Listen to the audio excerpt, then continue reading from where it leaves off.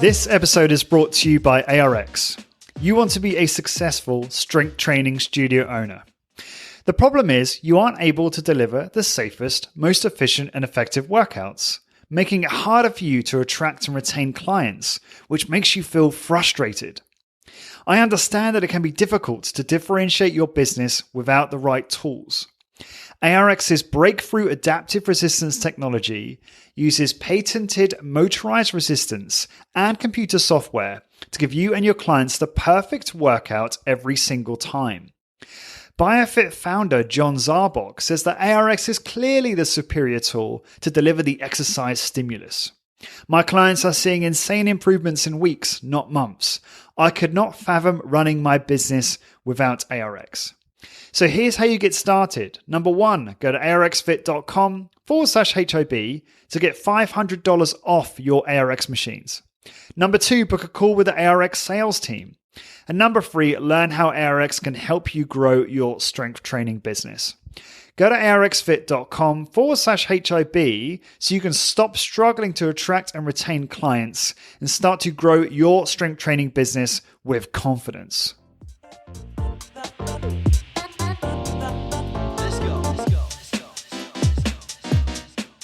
Lawrence Snail here, and welcome back to High Intensity Business, the podcast where we discuss high intensity strength training and provide you with the tools, the tactics, and the strategies to help you grow your strength training business. This is episode 374 with Brad Thorpe. And we're going to be talking about the value of Isometrics part 2. You can find part 1 on the blog post for this episode over at highintensitybusiness.com. Just search 374. The blog post will pop up with a link to part 1.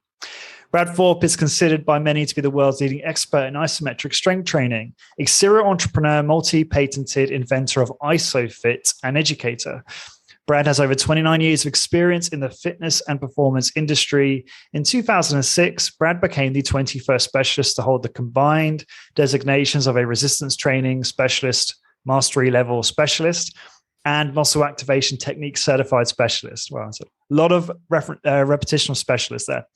Since launching IsoFit in 2015, Brad's methods have helped transform the lives of thousands of people across 25 countries.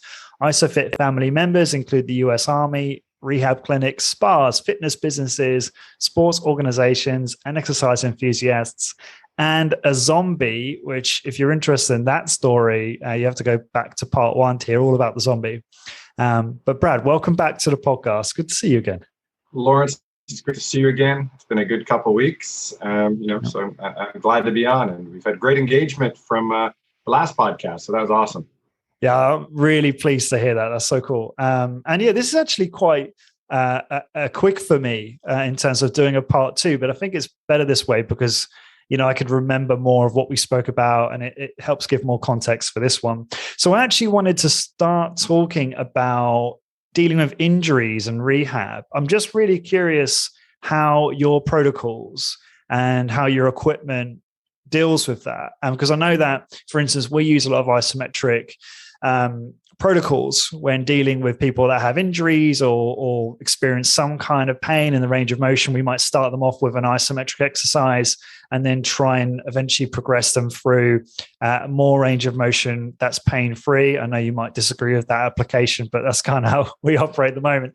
And I'm just curious, so let's go from kind of start to finish. When you have someone using your protocols or your equipment who is injured, what kind of process do you go through to screen that person? And then how do you then utilize isometric protocols to help them? And I know perhaps we can be specific because I know this can vary massively. Yeah, well, to look at it simply, depending on the nature of the injury that we'd be looking at, whether it is, a tissue sprain or a strain, something along those lines, whether it's like ligamentous stuff, if it's tendon based, if it's muscular, if it's bone, we would basically look at, obviously, first and foremost, take the advice of the medical practitioners that are usually referring downward, downstream to you.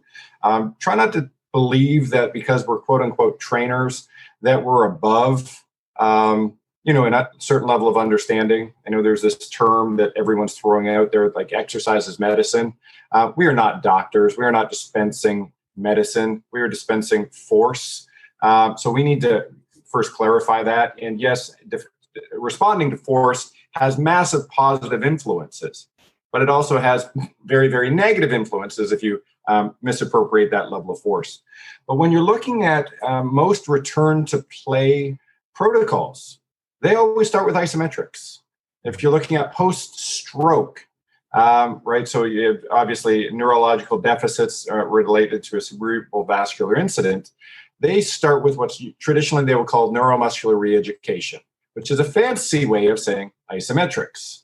So when looking at the implementation of an isometric-based protocol, start slow, don't be too aggressive with things, and specifically when you're looking at how do you apply force to structure, recognize you can emphasize tissues, you can't isolate tissues, usually when you're dealing with a restraint source. Example would be like, let's say you've injured your psoas muscle, high probability because of its attachment on the distal end with the iliacus, you're not going to not influence the iliacus in some sort of specific psoas type exercise. Recognizing also, you got other tissues in around there, right? Your sartorius is literally right beside it. Your tensor fasciae lata right beside it as well, that are both also going to be influenced. So be mindful of that. So what we traditionally do, read the reports, see what the doctors are saying. If there's imaging, right, whether it's an MRI or a ultrasound, where they've given you some insight as to what might be the injured tissue. Now, recognizing that might not be the cause, that is definitely the reaction of something. So where does it fit in? I like to say start there. Where it ends up, it depends on the goal of the individual, right? So for you and your audience, you guys like the whole dynamic realm. So there's nothing wrong with preparing with isometrics and then transferring over to a more dynamic environment, whether it is slow muscle contractions, ramping up to potentially even plyometric training over a period of time. But my advice to people would be start each day with isometrics, whether you're injured or not, because you need to prepare the muscular system for those forces that you're about to apply to that structure, right? And we're not just talking muscles. We're talking about the tendon structure. We're talking about the bone structure. Does the ability to have improved circulation occur with isometrics? The answer is yes, it does. So just basically warming up and preparing the entire system through an isometric protocol versus traditionally what we do is we tell someone to go like warm up. That warm up usually consists of getting hot and sweaty in some magnitude of treadmill walking, elliptical climb, or stair climbing, jumping up and down, running around. But there was no actual preparation for those activities that would be deemed the warm-up. So if we can just sort of fit in at the beginning, I think will help reduce a lot of injuries because the body will be actually prepared for those forces. How will it be prepared, just so I understand that better, when you do an isometric on an injured area? Yeah. So neurologically speaking, so if you think about how the central nervous system functions, right, you have what's called your feed-forward loop, and you have a feedback loop. Right, so there's the signal that is prepared to receive the external stimuli, which would be the feed-forward looping mechanism. So isometrics is great at preparing the muscular system to tolerate and receive, stimuli being an external load into that area. So otherwise, if you're just basically looking at movement as the solution, you might be less prepared. Right, it's like going into an examination, and you forgot to study the basics. So that's one of the ways. So what you're also looking at, if let's say you have 10 muscles that are supposed to be participating in the acceptance of this stimuli, and let's say you're going to put arbitrary number 10 pounds worth of force into this tissue. And muscles, they're going to absorb this force, right? So it's very similar to like a marionette analogy, right? So let's say 10 muscles, in a perfect scenario, each muscle is going to handle 1 pound of force. Mm-hmm. Life, stress, trauma, that injury actually traumatized 3 muscles, right? So 3 muscles are no longer neurologically engaged, right? So the load is still 10 pounds, instead of, the load being distributed across 10 muscles, it's now being distributed across 7 muscles. And when you look at the sort of the response of that, so now instead of 10 pound or 1 pound per string, it's like what's my math on this? 1.48 or 28 pounds per string, right? So there's going to be almost like a 25% increase in force required. Then if you massage it, if you loosen it, if let's say a 6th muscle for some reason becomes inhibited, well, now all of a sudden it's 1.67 pounds per string. So there's almost a 70% workload increase on that structure. So what Isometrics does, it engages that neurological system, so the muscles are going to actively fire better. And when you look at the science and you compare sort of dynamic movement, be it concentric and eccentric, to an isometric, the increase in activation rate of the muscle is either the stat would be sort of 87% for eccentric, 86% for concentric contractions from an activation perspective. And when you're looking at isometrics, it's anywhere between 95.2 and 100%, depending on the structure. So you're getting basically an 8 to 14% greater yield in activation rate for this tissue. So if you think of that, let's say you didn't only have 10 muscles. Let's say there was a bunch of other muscles in there as well that, we might not necessarily know the names of, we don't purposely train, but, through an isometric, we can accidentally enhance the neurological output.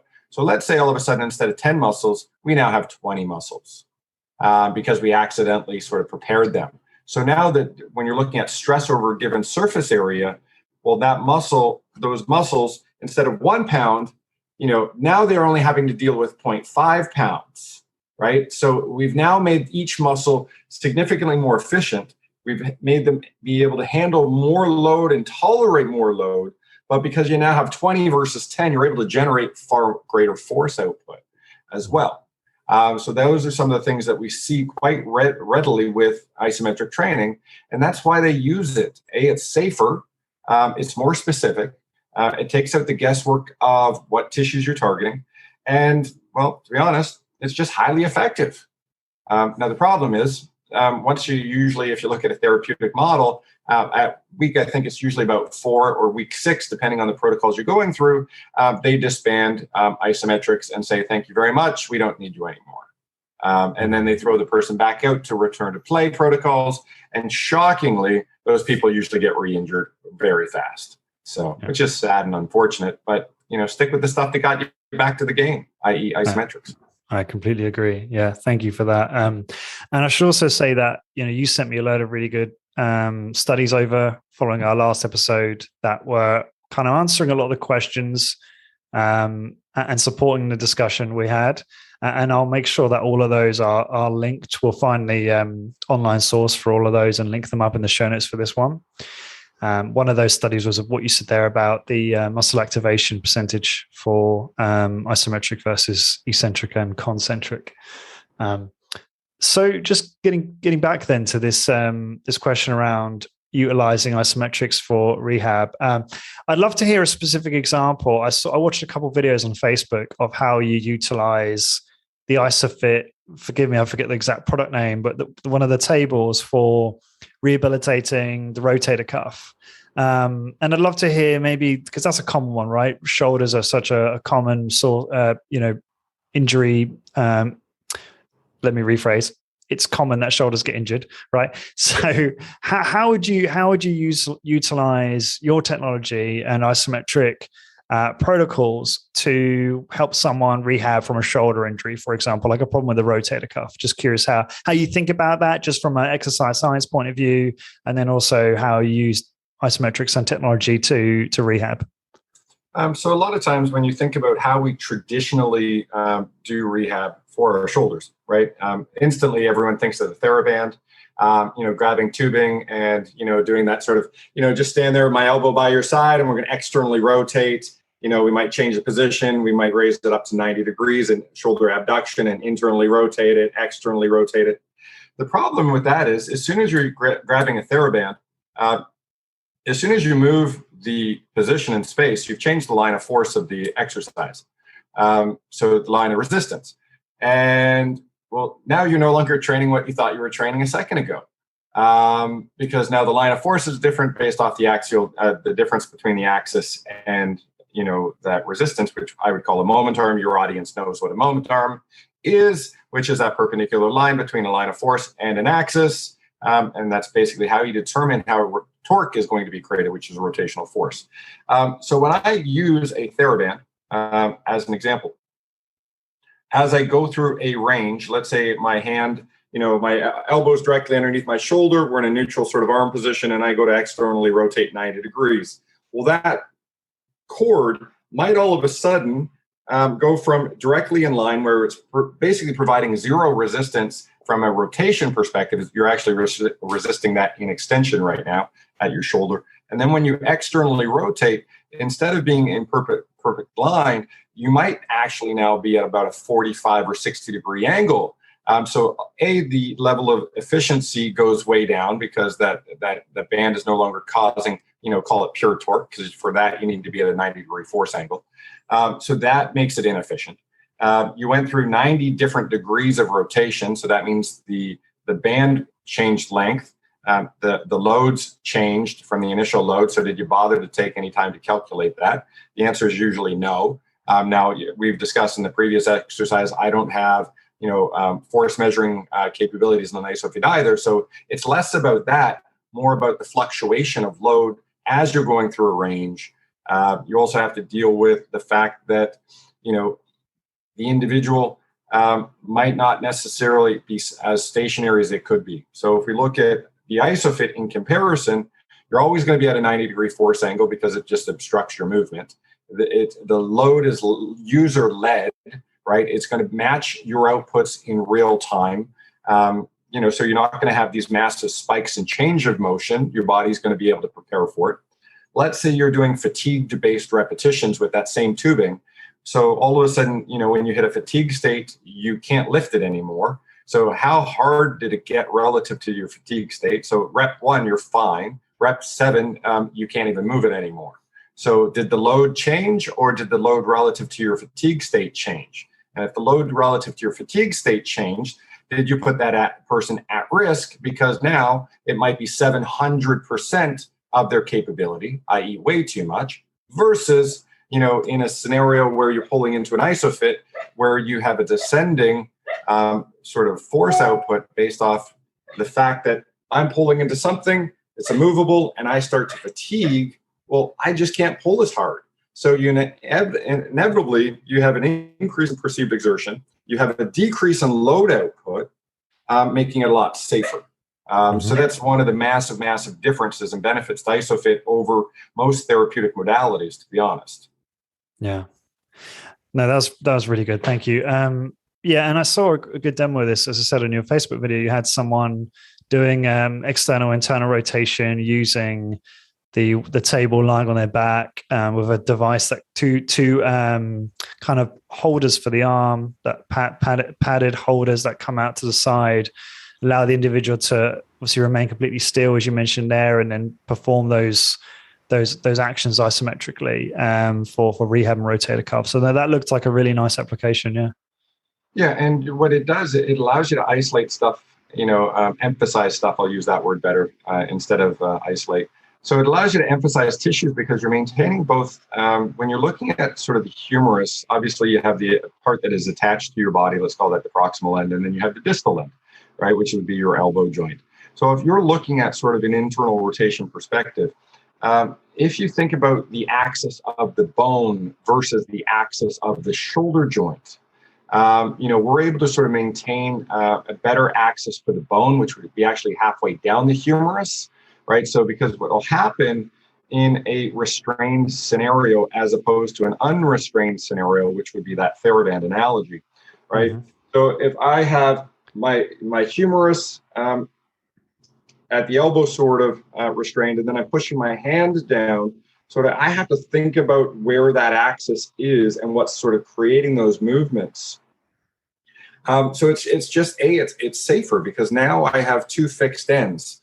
Now there's people out there would talk about open and closed chain, which is a conversation that's, to be honest, still up in the air, relative to what do they actually mean by open and closed chain. That's, to be honest, it's almost a waste of time even talking about it, in my opinion, because most people, when they look at a closed chain thing, that they would traditionally say that would be like a leg press or a leg extension or some sort of machine-based scenario where, a squat with a barbell would be an open chain scenario.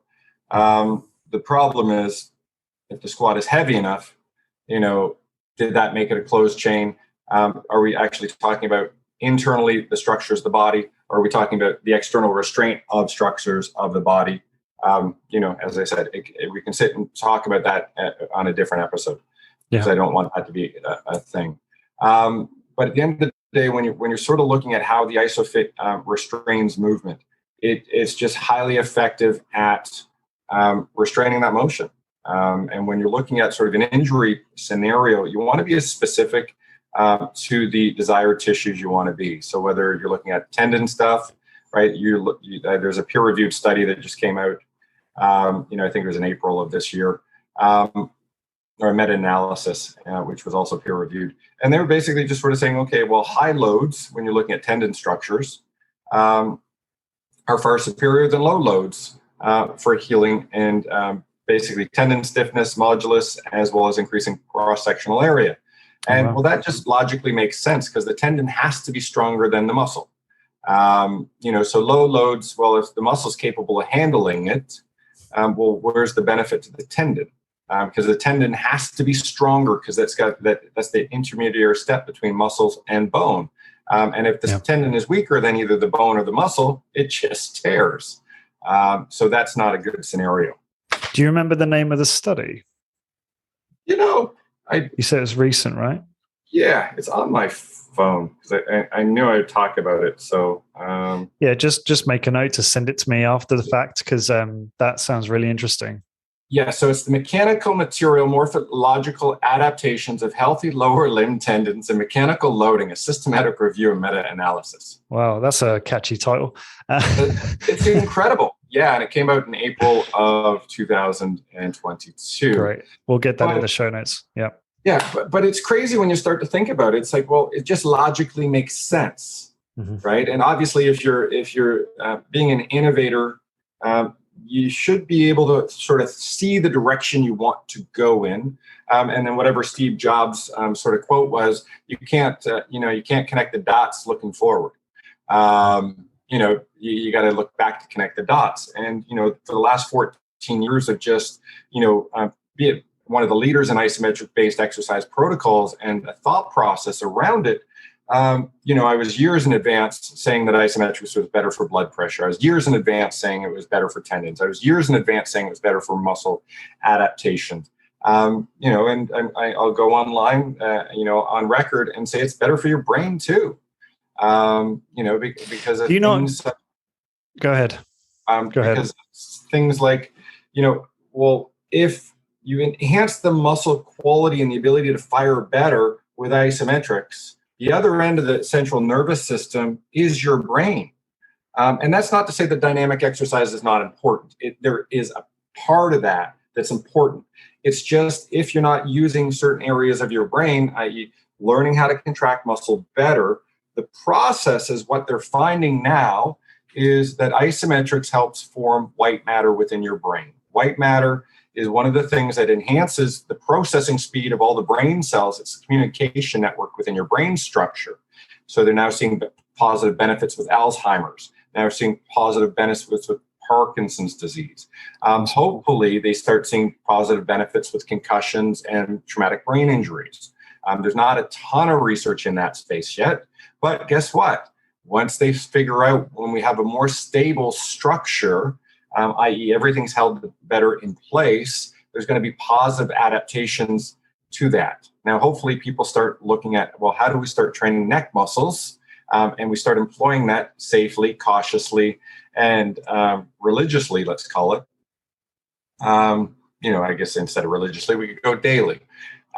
based off the fact that, well, muscles that support your neck also control how blood gets to your brain. It controls the obviously the housing of your central nervous system. Your brainstem comes in there as well. Like all of this important structure, that if we have an unstable neck, well, then we also have an unstable shoulder. We also have unstable mechanics. We have this bobble thing on the top that now sort of, rattles around a little bit much. When you look at the wider health and fitness space, do you see neck training being neglected? Yes. Across the board. Rarely, in talking with, chiropractors, because let's say they're the spine specialists, I'm happy to concede that.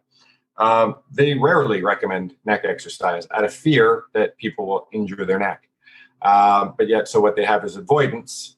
So now the neck muscles get weak, so they can't actually support the structure. See, it's the total opposite in our space. In high intensity strength training, we're all using Med-X 4-way neck. We're using Med-X neck rotation, so you can rotate, but also flexion, extension, lateral neck movement. We're using machines that allow you to do that very controlled but intense and high degree of effort protocol, which is perfect. But I don't know, it just surprises me, and this is not a slight on you, but it surprises me. Maybe it's just because I'm in this niche, so I see it everywhere. But that's something that you wouldn't be aware of. I get it. Like the rest of the health and fitness industry is just awash with, really poor exercise programming and a lot of risk and just the poor performance of exercise. But our space, it's like, no, the neck is never neglected. It's always focused on. So, which makes perfect sense, and that's so refreshing to hear, because if you think about any gym in the planet, virtual, let's say outside of your audience, there's not a single neck machine in there. Yeah, you're right. You're right. There's never one in golf. Like a golf club wouldn't have one, but yet you look at the cervical rotation at every golf swing. It's rapid acceleration, even though your head, quote unquote, is fixed, but your body is rotating underneath a fixed head. But yet they don't really do that. Now, my audience, like your audience, understands the value and the simplicity, to be honest, of training your neck and the value of training your neck. But you look at that and you go, let's say your longissimus cervicus, right? So a muscle on the posterior aspect of your neck, it goes from your occiput down to T6. So if you get rid of your sacrum and your coccyx, that's 58% of your spine you chose to leave unstable. And if that's the outcome, you should have neck problems. You should have mobility problems. You should have, inherent risk of a shoulder issue because the base and the foundation isn't stable. Mm-hmm. And that's the beauty of Med-X, right? We discussed that last time. I mean, the product line is insane. It is beautiful. And so, yeah, it just seems to me. I mean, I know you're familiar with Arthur Jones and stuff like that, but I'm just very surprised that your journey, and I'm not saying that you'll end up where we are, because I know that you're kind of more focused on or more a believer that isometric has more benefits and is kind of where we'll end up. But it's just very surprising to me that, having followed Tom Purvis, and obviously you're aware of Arthur Jones, that you didn't kind of fall into our space and the kind of high intensity training, Med-X, looking at all these things. And I know that health and fitness is very broad, but I'm just, because you're, the way you talk about exercise and the way you're really focused on safety and risk, I thought you would have just ended up here where we are, right? Where we've ended up. I make it sound like such a cult, but I don't know how else to say it. And I just to take one backward step, we all have our biases, right? And I try to always be prepared to kill my darlings and challenge all of my ideas. And that's what I try to do on this podcast. And just to be very clear, and you probably know this, but where I stand with Isometrics, I think, Isometrics is great. And I think you make some really good arguments. And I think that, I think it's a tool in the toolkit. But the thing is, my toolkit is very different to a lot of the toolkits of fitness professionals out there, which frankly, I don't agree with. So where I'm going with this is, I think that a dynamic resistance training method is going to deliver almost the same outcomes as isometric will, whereas you're of the view that no, isometric is superior. You talked about the study that showed an improvement in strength versus dynamic and various other adaptations, right? Is that fair for me to say that? Is that a fair summary of how you think about isometric versus other protocols? I would say yes. Now, I am also sort of add, I do think neck training, and yes, you guys do neck training without a doubt, right? And it doesn't need to be as like, oh, I do this and you do that type scenario. Where neck training, once again, is vital. The fitness industry at large doesn't do anything to the neck. Like they just leave it. You could sort of argue the same and say, ankle training as well. Which is also highly important. And I know you guys do that. It's just not sexy, right? That's what it is. They're not sexy. Yeah.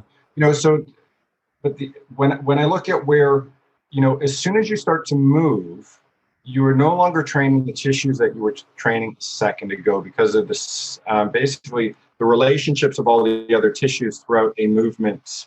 So where in my world, if you're holding a sustained position for a period of time, that could be 3 seconds, it could be 90 seconds. So those are variables. You're more specific than when you move through space, right? It's kind of like, well, I want to have a conversation with you, but I turn and talk to 2 other people, and I take 30 seconds. How much of that 30 seconds, if we spread it equally, did I talk to you? We're down to, a third. That's opposed a great analogy. If I'm just looking at you, talking to you for 30 seconds, I'm talking to you for 30 seconds. So the ability, when you're looking at rate of neurological firing, let's say it's 1,000, impulses per second, right? So all of a sudden I'm talking to you for 30 seconds. I had 30,000 impulses into that structure, as opposed to if I'm talking to 3 different people. Well, I might not even be at 10 on each person because you have to take into the delay of signal as you're moving throughout space, to transition between, person 1, 2, and 3. So you might be down to call it 9 second or 9,000 sort of nerve impulses per person, right? You're going to have some loss in that as you're transitioning between person 1, person 2, person 3, or in this case, muscle 1, muscle 2, muscle 3. So there's going to be a little bit of a deficit there. Once again, we also talked about load difference. Well, when I throw in inertial effects of a body moving through space, well, if I said I was moving a 10-pound weight through space, and it doesn't matter if it's MedX or cable or spring, was it really 10 pounds? And when was it 10 pounds? And that's not to say that it's hazardous. It just wasn't 10 for very long. And what was the rate of speed that you were going at? Now, did you calculate that? Because all of a sudden that 10 pounds went way further up if we're now going to start to talk about velocity. You guys move real slow, so that's less of a concern than some of these people out there, but it's still a concern. It's still faster than 0. And as opposed to, why don't you just train multiple, points along a range, get real strong in, let's say it's four points along a range. Why don't I just train here and here and here and here? Get wicked strong in the direction that I'm trying to go. Okay, cool.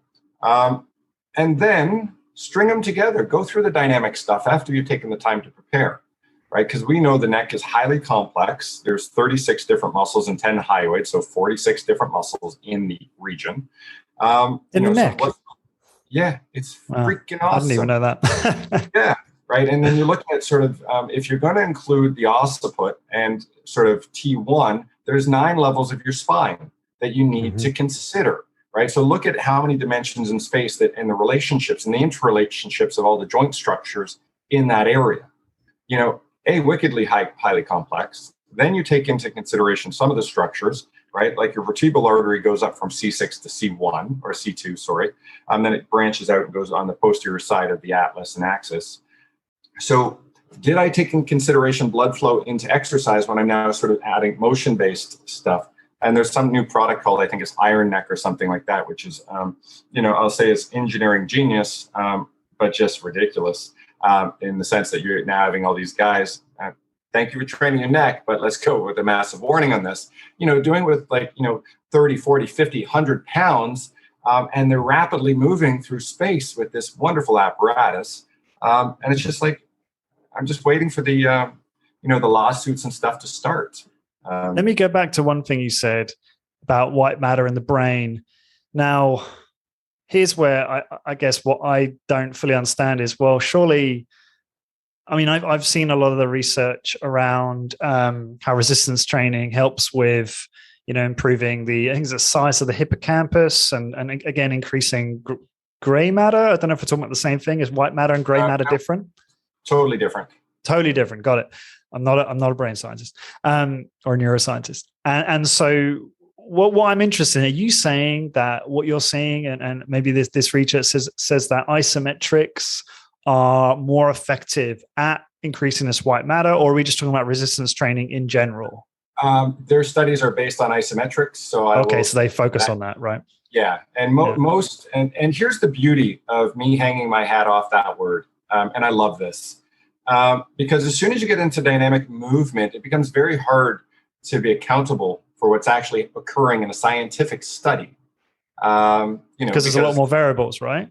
Way too many variables. Which you've already talked about. Yeah, I'd agree with that. So we simplify it by saying, okay, well, I can have a more honest conversation because anything to do with nerve conduction, for the most part, has all been done isometrically. In pretty much all of the research in history. They haven't figured out how to actually measure that in a dynamic environment as of yet. So it's like, okay, well, that's pretty cool. And, I haven't looked for this for about 6 to 8 months. So there might be stuff currently being done. So I can concede that. But there's a lot of assumptions out there in the dynamic world that are basing these isometric-based studies that they're getting it from, and they're sort of trying to extrapolate that from an isometric world to a dynamic world. We know they're different. We know the forces are different. So why would you just simply assume that they're going to be the same? I mean, that's just ridiculous. They very well might be at the end of the day, but that's a big leap of faith, right? Because what they're finding, and this comes back to a study in 2017 from Johns Hopkins University, and it was looking at saccades, so how your eyes move. So what they were starting to see was there's a different region of your brain that controls stillness, right, and the gaze of eye motion versus a different region in your brain that creates the movement of your eye. So if they're now starting to see that there's a different neurological looping mechanism in different regions of the brain responsible for holding structure still, right, and they found it in your neck, and they're now finding similar sort of nerve patterns into the shoulder and stuff like that. What the assumption is both are important, but if your goal is to be stable, isometrics is obviously far superior at creating stability than a dynamic, because the dynamic functionally is you have to move, right? It's unstable by virtue of moving, because otherwise you don't have motion. I know that's a hard one for people to follow, but it's like, yes, well, instability is the same as movement. Now, yeah, I get that. Yeah, a guided path.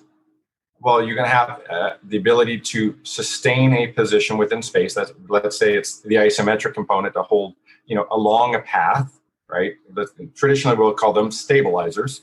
And then you have your actuators, or the muscles that are doing the movement, right? The contracting structures, they're usually shortening. But if the isometric component or the stabilization fails, the exercise gone to crap. You're no longer in the path of motion anymore. So realistically, the thing that allows you to go in the direction you wanted to was your quote unquote stabilizers, which I hate that word personally, but it's the one that's very, very common, right? Because those stabilizing features are all isometric. They're holding that, they're not changing length. They're allowing for, a intention-based exercise to occur. Mm-hmm. So, yeah, that's my rant.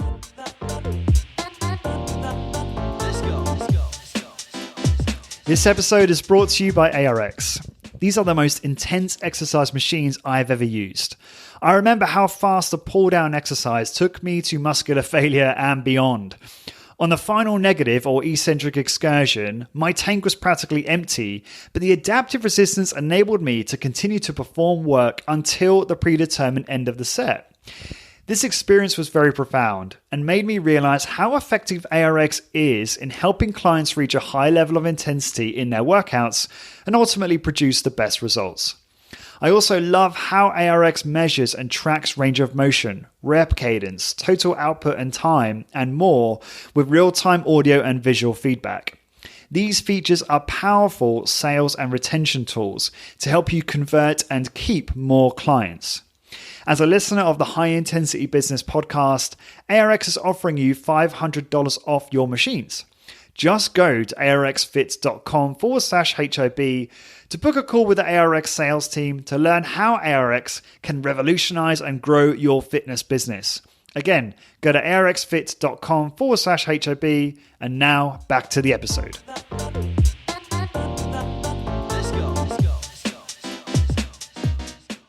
Sorry. Yeah, no, thank you. Yeah, no, it's interesting.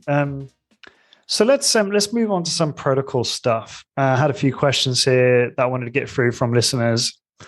How would you design an isometric routine on only 2 to 3 days per week, 30-minute sessions? And again, I guess, just to give you more of a template here. So you've got an individual who is just looking to, improve their health, grow muscle, just maybe lose a bit of fat, just your average kind of, I guess, client who, I know, again, that is going to differ a lot, but, that's kind of their goals, right, that they're trying to achieve. What might that routine look like? That if you just had 2 to 3 days, the reason this person said 2 to 3 is because in our industry, we're typically training people once or twice a week, and sometimes 3 times a week in some cases, for 30 minutes. That's quite typical. So they're interested in, what does that isometric routine look like? So many different scenarios you can put it through. And also, what is the start position of said individual? Are they a newbie to exercise? Are they, an athlete? Are they rehabbing, either newbie or athlete? So there's many different scenarios you can look at. Now, when you look at sort of, we'll give you sort of a guide relative to sort of an outcome goal. And I'll give you 3 different sort of outcome goals. Neurological adaptation. We'll look at tendon, resiliency or compliance. We can look at it that way, and that could be increased tendon elasticity or stiffness. And we can look at hypertrophy of muscle tissue, right? So if we use those 3, and we'll throw in cardiovascular effect. Or cardiovascular efficiency as well into there. So we'll look at 4 different things. So when you're looking at neurological adaptation, you're looking at a contraction length of around 10 to 15 seconds. Nothing really much more than that. And from a load perspective, you're looking almost like a ramped sort of scenario where, repetition 1, let's say there's 6 reps. Repetition 1 is a low grade effort, let's say 20%, and this could be perceived exertion or measured off what they tell you from an MVC type perspective, maximum voluntary isometric contraction. So 30%, 40%, 50%, 60%, 70%, 80% ramped up each repetition. So you could look at that sort of scenario for neurological engagement. And what is a repetition exactly? How do you define that in your protocol? So 1 muscle contraction. So one repetition equals 1 muscle contraction, right? Okay. So a sustained contraction for 10 to 15 seconds, ramping up to like that 30% effort, stopping after 10 seconds, rest 5-10 seconds depending on the sort of the fitness level of the person, repeat at a slightly higher level of intensity. So you can look at that. You want to be usually specific to the area instead of like a gross effort. Like you're not looking at like a squat in that scenario. You might be looking at sort of like, oh, I want to sort of try to activate my quote unquote psoas and hip flexor region. So it might be a single leg hip flexion scenario. Tendon stiffness or resiliency, you want to be higher, like significantly higher efforts, 80 to 100% effort for a duration, right? So you're looking at sort of, about 45 seconds, the research will indicate. And the reason that you want to sort of have that sustained hold is you want to allow this sort of the structural makeup of the tendon time to create adaptation. right? Plyometrics are even though plyometrics are super, super high loads, they don't have the duration to actually create, an abundance of change. We don't tend to go anywhere near plyometrics because of the forces on the joints. Unless you're an athlete, and even then it's questionable whether or not they're beneficial for athletes. So it's yes. There's it's high risk, and it's like for what purpose? It looks great on YouTube. We'll say that. Right. Outside of that, it's that's another phrase that I currently can't stand. Train like an athlete. It's just they're the most injured people on the planet with the highest amount of therapeutic intervention. Yay, that's not an outcome I want. Personally, I work with a ton of athletes because it's about making them safer and, try to get rid of the rep count in, their training, to be honest. Sorry, I cut you off there. No worries. And then if you're looking at sort of muscle adaptation, you're looking potentially 20-second contractions at a high force output. You can think in terms of if your goal is increased speed, you can think fast and hard. If your goal is increased strength, you can think hard and fast, right? That first word is going to dictate that neurological, relationship. So you can be pushing explosively in an isometric scenario, right? Like you can push into an immovable object really fast, or you can sort of ease into like just push hard and fast. You can also push hard and slow, because you guys do hard and slow all the time. How do you push? I don't understand how you distinguish between those when you're just pushing isometrically against something. How do you change speed? Think in terms of just the intent of, did you want to move fast? Because the obstruction is going to limit your movement, right? So you can, if you push, like if you take your hand and push down on the table, you can either push fast and hard, or you can push hard and fast. I'm doing it right now. Yeah. So it's like, well, what did I want to do? Did I want to push? Because if you push hard and fast, you're going to be a little bit slower because your focus is on something. And we're talking nuance. Yeah, I was going to say, I thought these would kind of result in the same outcomes. No, you're still recruiting. You don't think so? No, it doesn't. Okay. And there's a ton of research on that. I'm happy to flip that to you as well. Yeah, please do. Yeah, and it just comes back to where is your attention?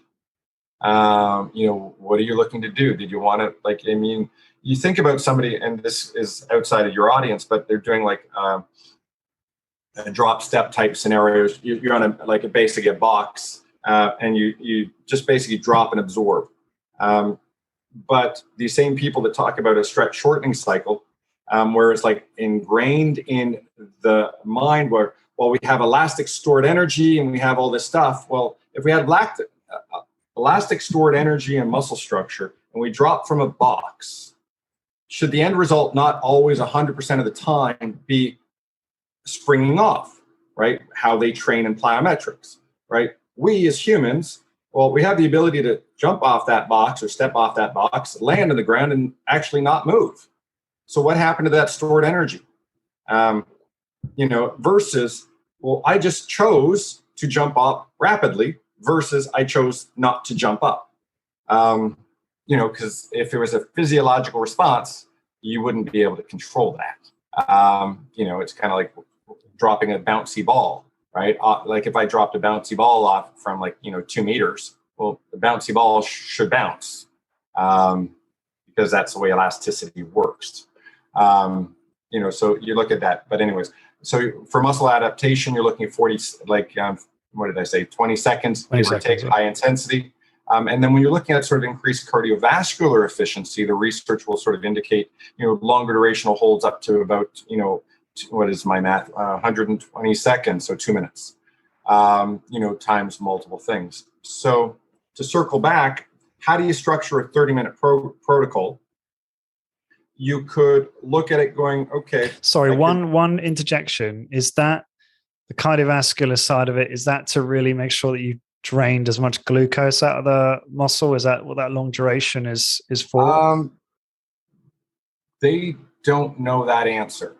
They just found that to be a good time. Now, most of their protocols are 4 times 2 minute intervals at 30 to 60% effort for that. When you think about the neurological response of that structure. So if I can increase the tendon strength, resiliency, if I can increase that neurological output to that muscle, and you're talking 30% effort to 60% effort. So it's not a crazy amount of time. But what happens is by increasing the contractility of the muscle structure, this is my opinion. This is not based off quote unquote factual evidence, but guess what? They'll find it when they start to look for it. When you increase the contractility of muscle, well, it's going to hold the joint better together. When it causes better levels of compression, if I'm thinking about the artery or the vein structure in there, if you think of that as a tube, right? So a circular cylinder that we allow blood flow to go through. Well, if it is on stretch, because I don't have muscle contractility, I've lost the ability to contract muscle structure. That artery is going to narrow, right? The wall structure is going to thin because, if you stretch a tube, it's 100% predictable that happens in every scenario. And when you take the tube off stretch, what happens is the diameter of the hole in the tube increases, the wall structure increases, the compliance of the structure now works better because it's not under stretch. So you have this availability of, let's call it elastic quality, that is now improved because you took it off stretch, as opposed to when it is stretched, it functions more like plastic, right? Because when you take elastic principles to material structure, if I take plastic and I stretch it, or if I take elastic properties and I stretch it, it becomes more plastic of a state. So that's my theory. By increasing the contractility of muscle, by increasing the compliance of your muscular system. And what we fail to recognize also is about 65% of the blood volume is in your like in the venous side, which is like 99.2% controlled via muscle. So if I make my muscular system more efficient, I'm going to end up with less, basically, peripheral resistance. And the return flow is going to be better because I fixed 65% of the equation and stopped focusing on doing my cardio training for blood pressure issues. It's been proven year after year, time after time now, that it's subsequently less effective than isometrics for lowering blood pressure. There's loads of research on that. Oh my God, it goes back to 1969. It's not like it's new. So there's countless thousands, tens of thousands, if not millions of people dying unnecessarily due to heart-related blood pressure issues. Because we keep promoting the wrong stuff. It's blatant negligence at this point. That's my opinion. I know it's relatively harsh. No, I think you're right. So just to get back to this question, it's okay. What was the answer to the question? No, it's fine. Both you and I, we've both gone on massive tangents today. It's fine.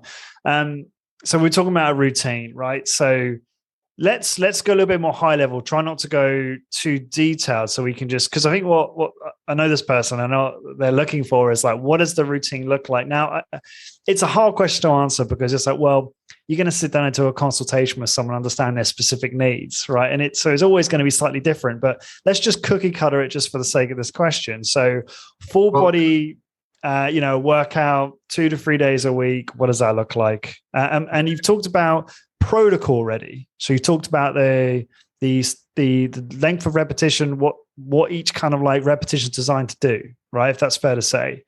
So then what are the actual exercises? So super simple to answer the question. If we're looking top level, general fitness goals where they're walking and going, let's say I'm a 40-year-old person. I just want to feel better, look better, and function better.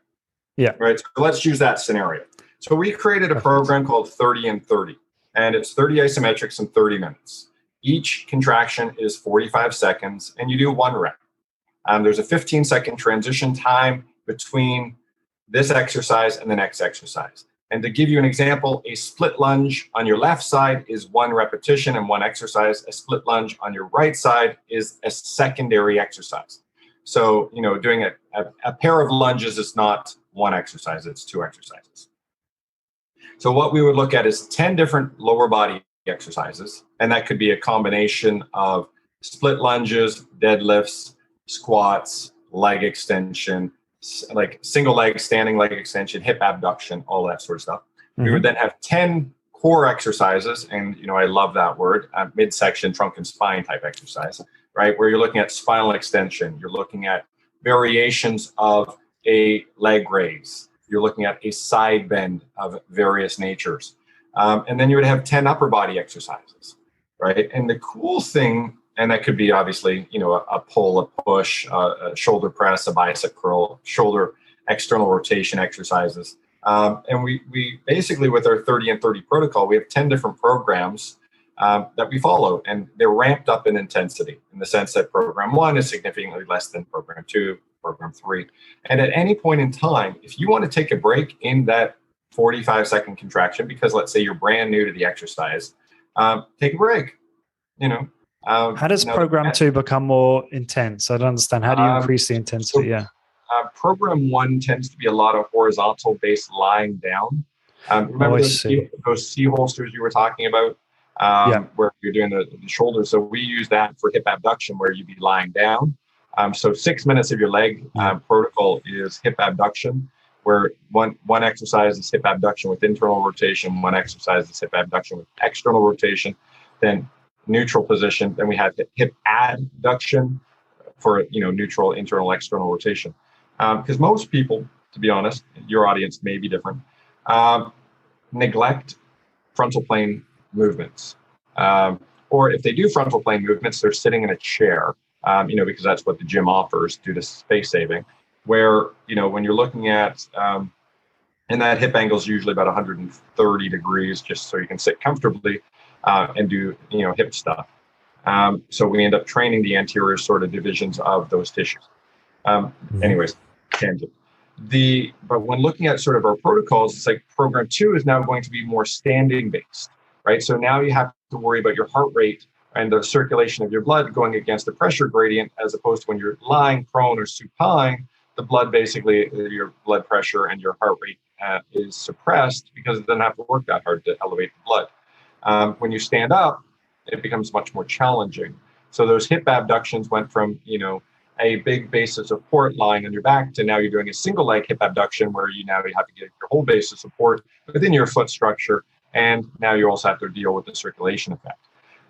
So heart rate tends to be much higher in program 2 than program 1. And we recommend, basically we look at it on a per month cycle. So you're going to do program 1 for an entire month, then program 2 for the next month, and program 3, and program 4. So over 10 months, you progressively change in difficulty of exercise, as well as you allow the adaptive processes to truly happen, right? Because one workout doesn't usually lead to long sustainable adaptations. 24 different workouts are basically going to lead to an adaptive structure. And then program 2 would be then just layered on top of program 1.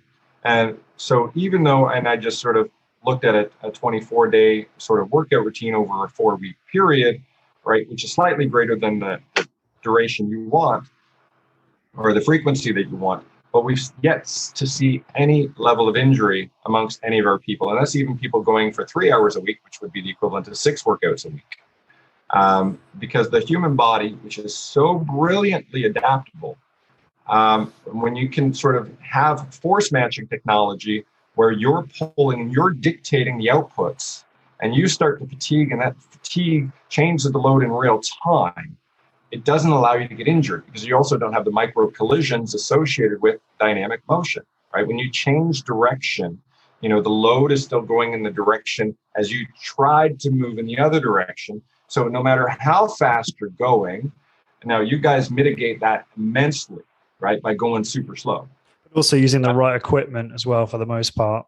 Correct. With right? very low friction and low weight stroke, short weight stroke distance, such that once you hit failure, there's very low risk still. Very little.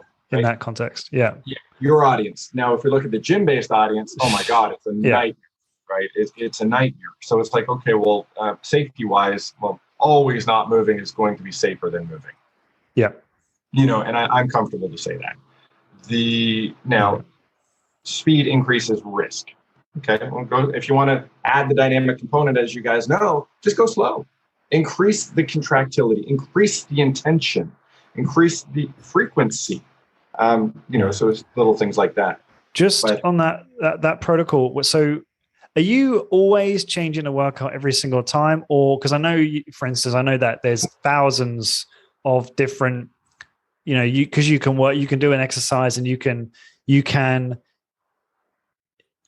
create an exercise that is at any joint angle of a particular range of motion. And that gives you like thousands of exercises. So will you change it every single workout, or will you keep variables the same? Like, okay, we're going to do this joint angle. We're going to do this for program 1. We're going to keep this the same for X amount of time. Or are you changing it every time? Or no, for this specific 30 and 30 protocol, it's the same all the time. Cool. And it's the same no matter who you are. And I know people who like to, I lived in this space for a long time. So this is me knocking me, not me knocking your audience. I thought, because I was highly educated, that my strategically designed protocol was better than a generic protocol. And the reason I thought that is because I knew all the muscle names, and I knew how to apply force to specific angles, and I knew how to do this. But let's say I crafted a program with 18 different strategically designed exercises where they're absolutely brilliant. Look at all the other movements and patterns I forgot about. It far exceeds my brilliantly designed 18 exercises that I came up with. So what happens inherently is you end up not training more things than you were specifically training in those 3 to 4 workouts a week, versus with this protocol, what we were able to see, and to be honest, it frustrated the hell out of me, because after 25 years of being this really, really smart guy who thought generic programs were real stupid, and they very well might be.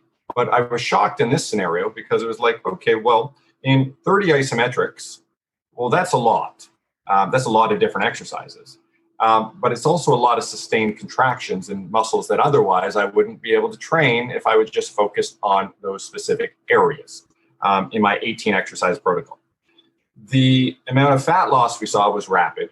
The improvement in blood pressure was far significant. The strength levels went further up. The adherence by the consumer, because they knew what was coming, it improved. It's like going to Starbucks every day and then randomly giving you a drink, versus I want what I want. I don't deviate from my grande Americano black. Thank you. Don't put coffee, don't put cream in that, because I'll spit it out. But so what the audience that we saw, they liked the consistency.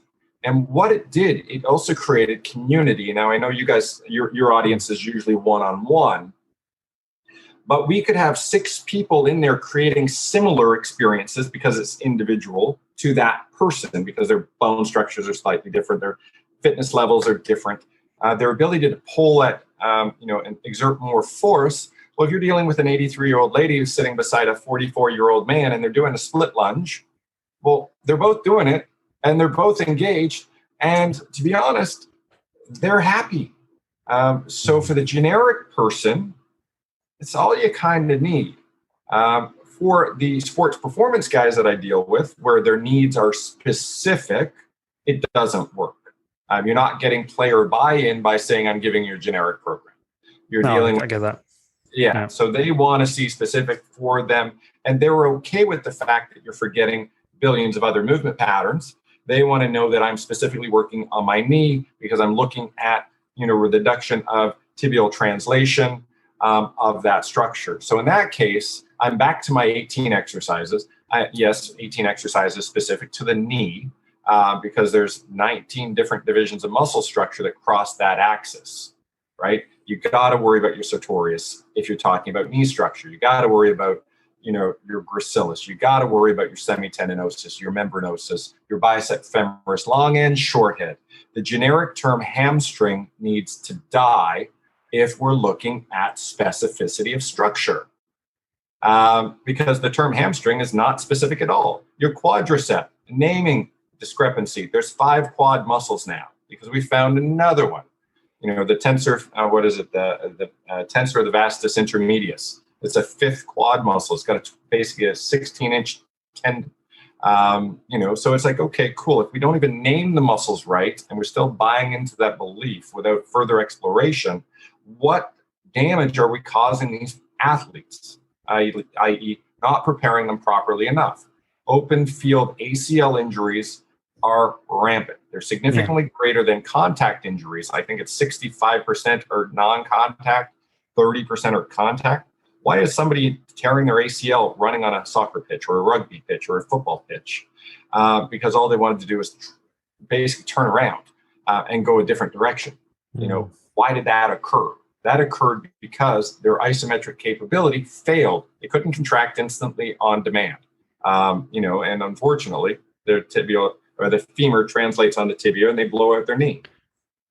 So we can help. Oh, sorry, go ahead. No, I was just I wanted to move on to something else, if that's okay. But you want to finish your thought there. If you want to finish your thought there, that's fine. And that's all good. Sorry, I broke your pattern. Yeah, I know. I think you answered that question quite well. But there's some couple of things I really want to get to, and I'm just aware of time. You know, you talked before about something that was very controversial about spot reduction for fat loss. You talked about how a 45-second muscle contraction, which is obviously going to include blood flow to tissue, but would increase metabolism of local adipose tissue around a muscle, right? So I'm really quite surprised by this. Is this something which, because I know you said you've seen 4 to 8 kilograms or 10 to 15 pounds in fat loss within a month for people that do the 6-day-a-week program. Are these conclusions drawn from that? Are there studies to support that isometrics, help with spot reduction of fat? Because this is something which I struggle to get my head around, to be honest with you. It's a very controversial statement. Very, because in dynamic worlds, it just doesn't work because the blood goes into you have the perfusion rate, the blood goes into the working muscle. Like we all know that. And to be honest, I was shocked when I originally read the initial research, I saw it from a piece of literature that was focused on heart failure. And what they found was when they're doing, and this is once again, isometric leg extension in individuals who are suffering from heart failure. And so they mentioned this piece of literature. I believe the last name of the scientist is Henneman. I'll flip you the research. And what they found was, and this was related to, I think, 18-year-old females. And what they found in their isometrics was there was an occlusion of blood flow during an isometric. We get that. We understand that part. But due to the sustained contraction length, it was enough to go through the energy transfer where you required oxygen. It was going from the anaerobic to the aerobic capacity of the muscle structure. So what they were able to see, and it was some sort of PET scan, right? Positron electro, whatever the name is. I should actually know that off by heart, but I don't. So in their PET scan, they witnessed blood flow going into the local adipose tissue. And so what they did then was they measured that, and there was an increase by about 7-fold, which is 700%. And when you increase blood flow into adipose tissue, I mean, one of the things that individuals who are suffering from obesity, experience is a decrease in available blood flow to adipose tissue. So what they found in this study was there was an increase in localized blood flow to adipose tissue. And when you increase, so now leave and go to, the study of, blood flow to adipose tissue.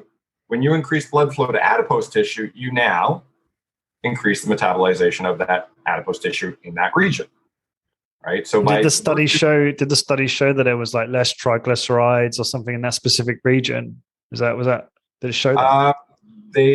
When looking at blood flow, yes, you will end up with less triglycerides in that region, right? Yeah. So part of that statement is me being forward thinking, right? So remember that statement about connecting the dots, you got to look back. But in order for me to, is there a possibility that increased blood flow does not increase the metabolization of adipose tissue? I'm going to say it's very unlikely, like almost to the point of zero, because that's how you metabolize fat, right? You just have to look at all of those studies. Mm-hmm. And if you go, well, if I don't have blood flow going into that stuff, it just doesn't get utilized. So is there specific research on that? Not yet. Okay. Is it going to come out? The answer is yes. And all you have to do is study fat metabolism and understand the process of fat metabolism. And then you go, oh, so if I increase blood flow to that structure, this is going to be the outcome. The answer is yes. Right. Okay. Got it. Right. Okay. So yeah. So it is a controversial statement. It's one that gets their eye goes, huh? So is it there a component of let's just poke the angry bear? Hell yes. No, it's fine. Right? No, it's a really interesting thought, and I just wanted to clarify where that came from. But no, I respect that, and maybe there's some truth to it. Well, it's interesting. So I'll give you a client scenario, anyways, and it wasn't my client; it was a client of an ISOFIT owner, and he had this. The guy's name's Josh. So Josh had a client come in, and the guy was morbidly obese, and in America type thing, where Josh gave him literally 4 exercises totaling 4 minutes a day. So a front crunch, a side crunch, a back crunch, like a spinal extension, so lateral crunch forward, lateral crunch left, spinal extension, lateral crunch right. So the guy comes back a month later, and Josh hadn't really heard from him, hadn't seen him. The guy was really excited because he lost 11 pounds, not changing his diet. And he's like, the only thing I've done is these crunches, and for an obese person who not only did he lose 11 pounds, so that's exceptional, right? That was with no diet modification in his life. He's like, I ate the same, according to the story I was told. The difference was he no longer had back pain and he was down 11 pounds. And all he did was basically a minute contraction, a spinal extension minute, and a minute contraction. And that was it. So he felt empowered. He felt stronger. He felt in less pain. And he was really excited he lost 11 pounds because he hasn't done that in a long period of time. Without telling him to go gyrate your obese body down a treadmill, when there's all these things like rotational inertia, which is mass times radius squared, on a small spinal structure, well, being forced into extension because you're morbidly obese, so huge success in that sense. And then down in Mexico, we had this lady, she lost 3 pant sizes in 21 days.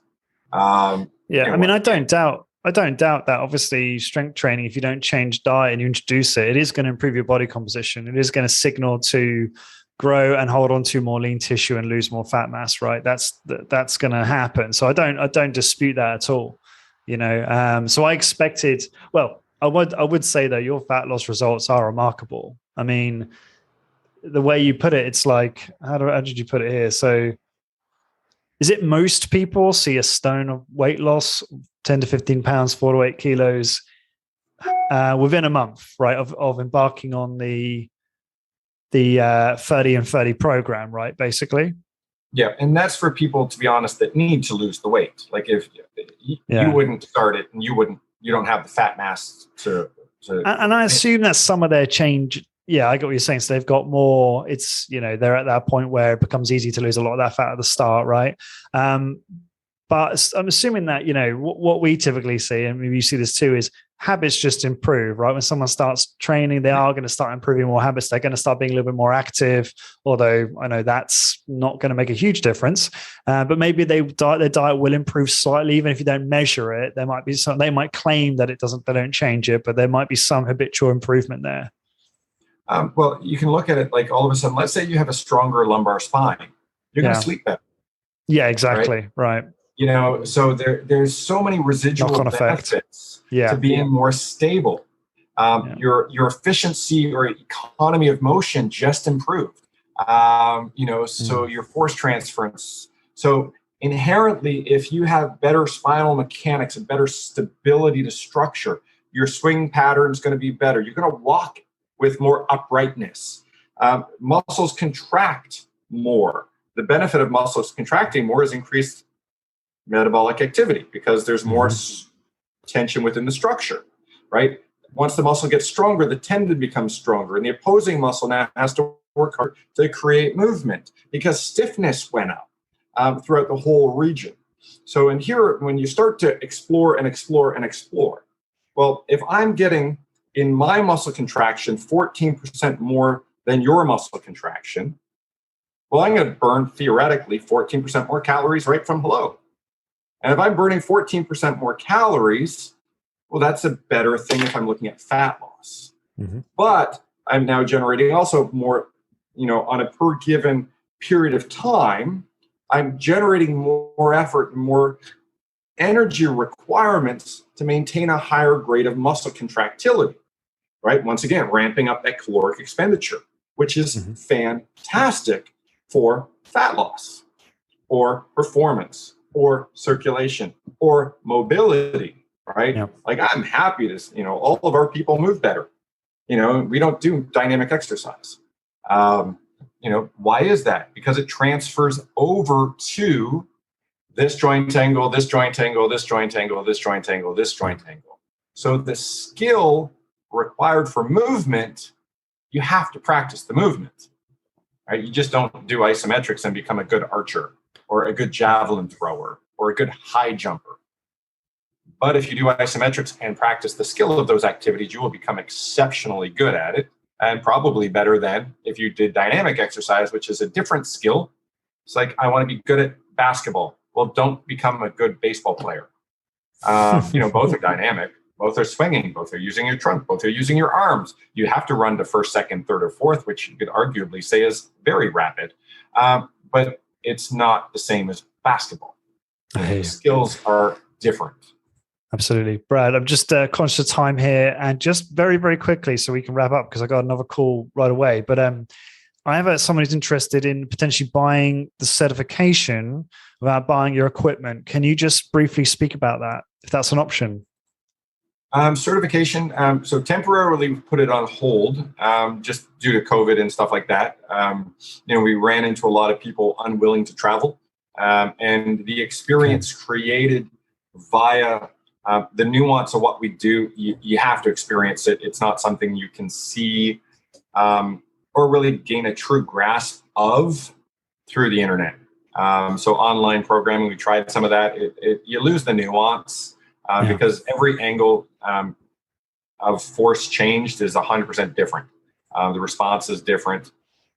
And to be honest, I don't necessarily like online stuff myself, personally. The certification's kind of been on hold for now. We're looking at starting that up early 2023. But we have a ton of video content on YouTube where if the individual wants to look at, how do I do a leg press on, an ISOFIT or an isometric based leg press, and, specific to ISOFIT, but you can still get the nuance a little bit. You can still understand the varieties of exercises that you can do on this one product, which most people deem as simple. Like our portable unit, as we discussed before, is, 0.6 square meters and 17 kilos, but restrains 271 kilos for your audience over there, or 7 square feet and 600 pounds and 39 pounds of weight. But you look at that and you just go, can you improve from a very, very rudimentary program? The answer is yes. You guys are all knowledgeable people. You know how to pull into an immovable object. It's more about understanding the science and that. So it's a rambling answer to sort of say, we put the certification on hold for now. We're starting that next year. But yes, do buy product, do get familiar with it, do watch our stuff and content on YouTube, because there's about 7 hours of lecture on there that you can go learn about, blood pressure specifics, neck specific isometrics, shoulder specific, golf, like many, many different sort of subject areas.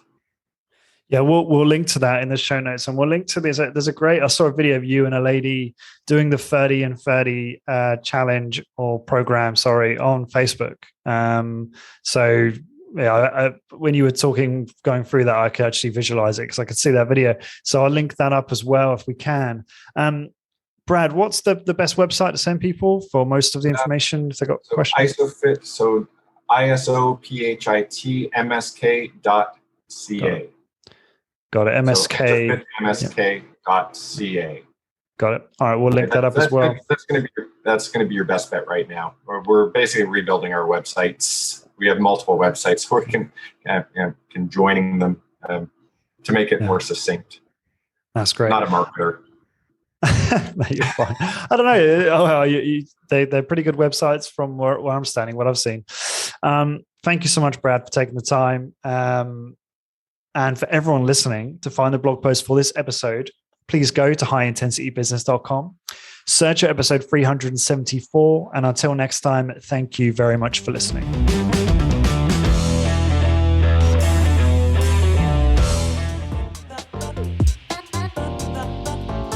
This episode is brought to you by ARX. You want to be a successful strength training studio owner. The problem is you aren't able to deliver the safest, most efficient and effective workouts, making it harder for you to attract and retain clients, which makes you feel frustrated. I understand that it can be difficult to differentiate your business without the right tools. ARX's breakthrough adaptive resistance technology uses patented motorized resistance and computer software to give you and your clients the perfect workout every single time. BioFit founder John Zarbok says that ARX is clearly the superior tool to deliver the exercise stimulus. My clients are seeing insane improvements in weeks, not months. I could not fathom running my business without ARX. So here's how you get started. Number 1, go to arxfit.com/HIB to get $500 off your ARX machines. Number 2, book a call with the ARX sales team. And number 3, learn how ARX can help you grow your strength training business. Go to arxfit.com/HIB so you can stop struggling to attract and retain clients and start to grow your strength training business with confidence.